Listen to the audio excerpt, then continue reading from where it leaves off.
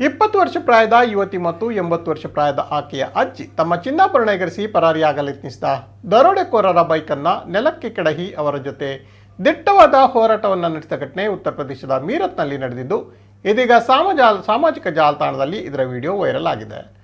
ಮೀರತ್ನ ಮೋದಿ ನಗರದ 80 ವರ್ಷ ಪ್ರಾಯದ ಸಂತೋಷ್ ದೇವಿ ಮತ್ತು ಆಕೆಯ ಮೊಮ್ಮಗಳು 20 ವರ್ಷ ಪ್ರಾಯದ ರಿಯಾ ಅಗರ್ವಾಲ್ ಅವರು ಮನೆಯಿಂದ ಮಾರ್ಕೆಟ್ಗೆ ರಸ್ತೆ ಬದಿ ನಡೆದುಕೊಂಡು ಹೋಗುತ್ತಿದ್ದಾಗ ಮೋಟಾರ್ ಬೈಕ್ನಲ್ಲಿ ಬಂದ ಇಬ್ಬರು ಅಜ್ಜಿಯ ಕಿವಿಯ ಓಲೆಗಳನ್ನು ಎಳೆದು ಪರಾರಿಯಾಗಲು ಯತ್ನಿಸಿದ್ರು.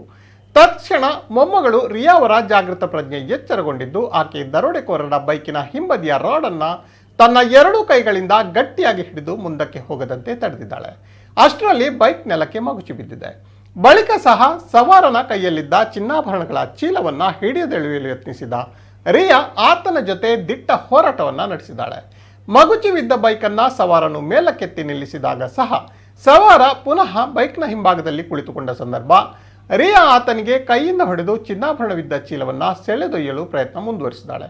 ಈ ಸಂದರ್ಭದಲ್ಲಿ ಅಜ್ಜಿ ಮತ್ತು ಮೊಮ್ಮಗಳು ಸಹಾಯಕ್ಕಾಗಿ ಬೊಬ್ಬೆ ಹಾಕಿದ್ದರೂ ಯಾರೊಬ್ಬರು ಕೂಡ ಸನಿಹಕ್ಕೆ ಬಂದಿಲ್ಲ. ಹೀಗಾಗಿ ದರೋಡೆಕೋರರು ಕೊನೆಗೂ ಪರಾರಿಯಾಗಿದ್ದಾರೆ.